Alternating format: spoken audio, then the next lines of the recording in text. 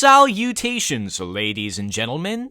I am your magnificent host, Klay-Kremling. And today, it's time to review the game that came in last in the Klay-Kremling vote. It may be last, but it's certainly not least. I'm talking about the Rugrats Go Wild game and the Wild Thornberry's movie game combo pack. What better games to talk about in a nostalgia-based series than Rugrats and the Wild Thornberries? Sounds like a match made in heaven. Now, I would imagine that these are shows that need no introduction. They're only among the most classic shows from the golden age of Nickelodeon, and many of you may know that there were tons of Rugrats games. There were a few Wild Thornberries games as well, but not nearly as many. Now, these two games in particular are based off of the films. When I was a kid, I had both of the movies on DVD. Looking back, Rugrats Go Wild was probably the worst Rugrats film, and that's particularly not a good thing because the bar for Rugrats films isn't very high. On the other hand, the Wild Thornberries movie was actually half decent for what it was. But what do both of these movies have in common? Well, the DVDs included demos of the game adaptations. And that, ladies and gentlemen, is how I came into acquaintance with these two fine games right here. Now, for the sake of keeping things a bit on the shorter side today, we're gonna start with the Rugrats Go Wild game. I actually quite enjoyed this as a kid, so let's see what all the fuss was about. So, without further ado, let us begin.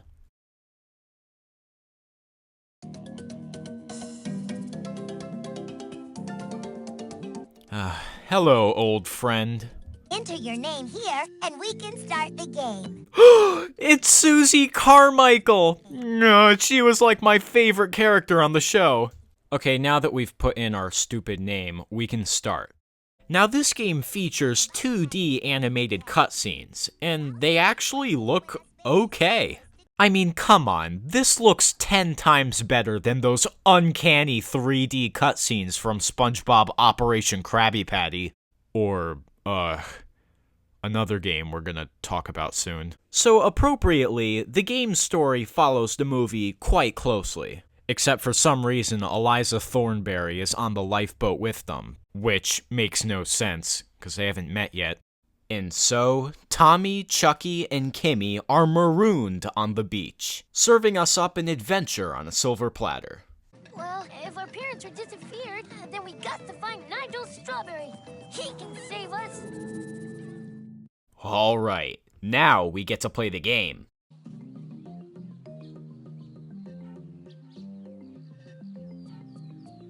Huh, well, the graphics aren't too bad.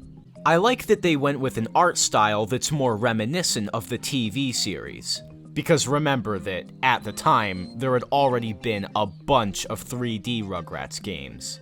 Now then. So I guess I'll get this purple slime. Alright, what did that do? I meant to do that, but I'll save the rest. Okay. So you collect this purple slime called Gushy Balls and you throw it as ammunition. I suppose the next step is to find some poor sap to throw it at. But who would possibly be the candidate for something like that? Help, please? We're kind of lost. So since Phil and Lil's dad is completely useless, I suppose we'll just explore the jungle. This is the Jumpin' Jungle game. You need to find the big gorilla and splat him with gushy balls to win. Oh, okay. Looks like we get to test out our new ammunition on the blasted locals. This way! Hit him with those messy balls! This, ladies and gentlemen, is why I play video games. So once you've finished brutally pelting all the monkeys, you get a chance to fight the boss. Man, remember the scene in the movie where Tommy Pickles fights a giant gorilla using gushy balls?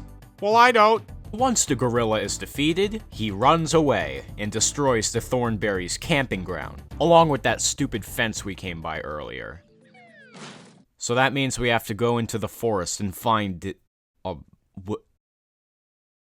Oh, well that's fun. We get to search the whole jungle to find all of this junk. Okay, well in all honesty, it's not as bad as it sounds. Because of the top-down view and visual clarity, items are quite easy to spot. At worst, you'll probably waste about 10 minutes collecting all this stuff. Once all of the items are found, you meet up with Debbie and Angelica. Ugh, yeah. The most beloved characters from both shows. Say, you're pretty good at being bossy. Thanks! You're a pretty good boss yourself. Okay, then let's see Who's the bossiest? This game is called What? Who's the Boss? What the hell's going on? Angelica's monkey- So, we're having a bossiness contest? How does that work? So what's going on here is Angelica and Debbie are bossing two small monkeys into collecting junk from the middle of this shifting maze thing. And the first one to get 4 objects wins. Man, this game really does not like monkeys. Anyway, I beat it because it's kind of easy. And our grand prize is a hideous boot. Man, even Tommy looks like he's pissed. Like, come on, you don't even have the courtesy to give me the other boot?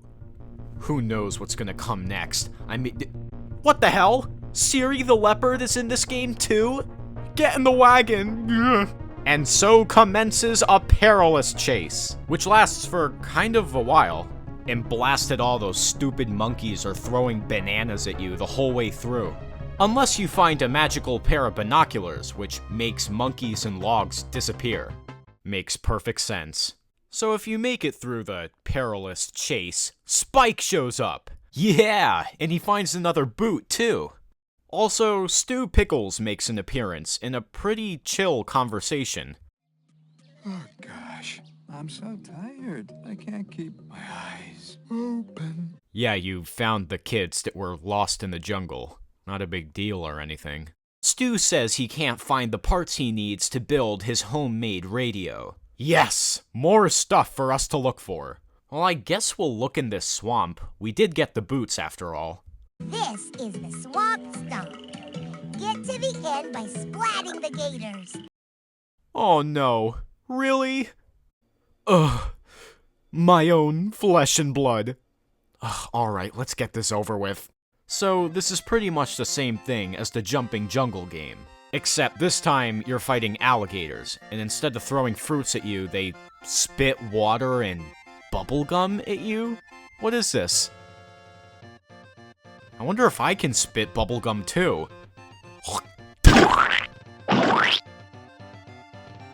Huh.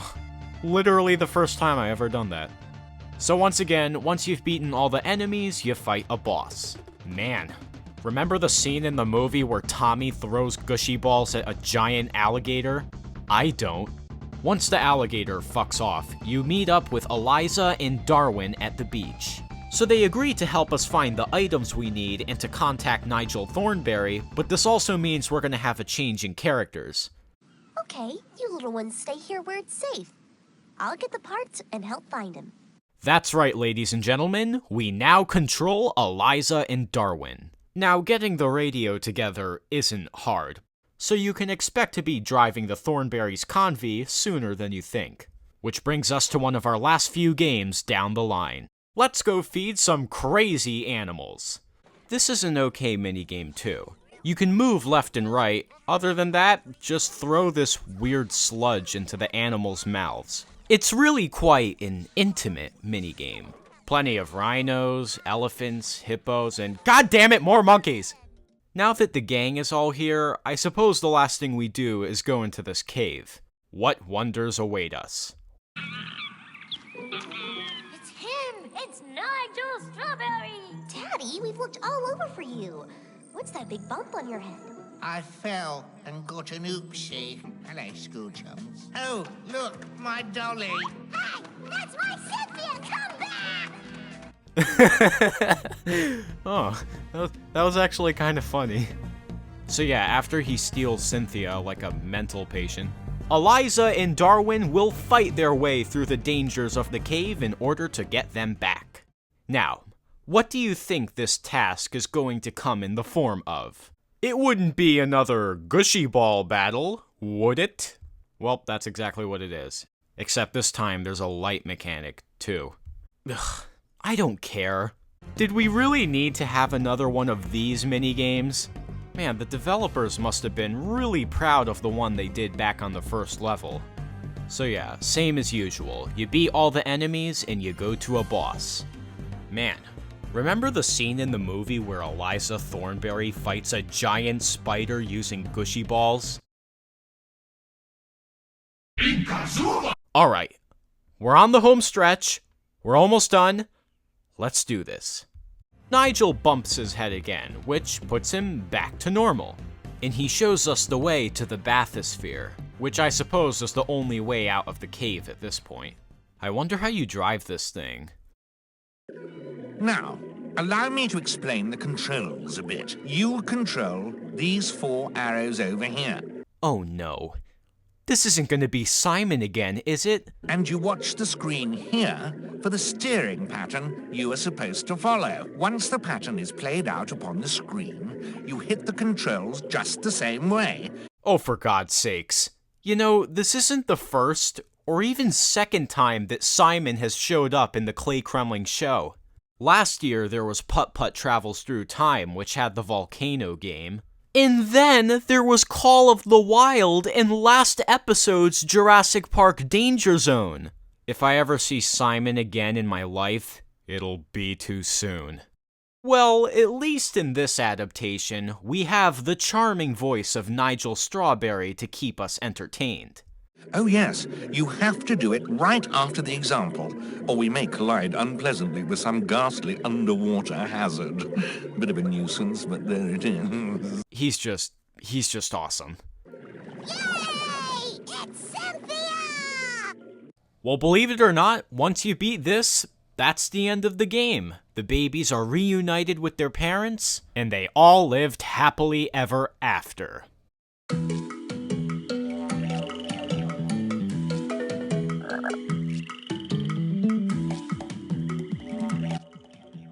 Well, ladies and gentlemen, there you go.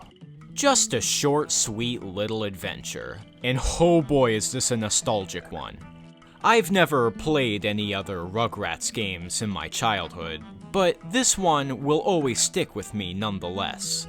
I think it's safe to say that any young kid who loves Rugrats would enjoy this game. Well, at least back in the 2000s. But at the end of the day, it was a nice little romp, and had all of the charm that made us love Rugrats in the first place. And hearing the original voice cast was a real treat indeed. You know, I'm starting to feel like I was particularly mean on games like Dino Defender or Operation Krabby Patty. Well, as for this game, I think it's safe to say that it will always hold a spot in the Klay-Kremling horde.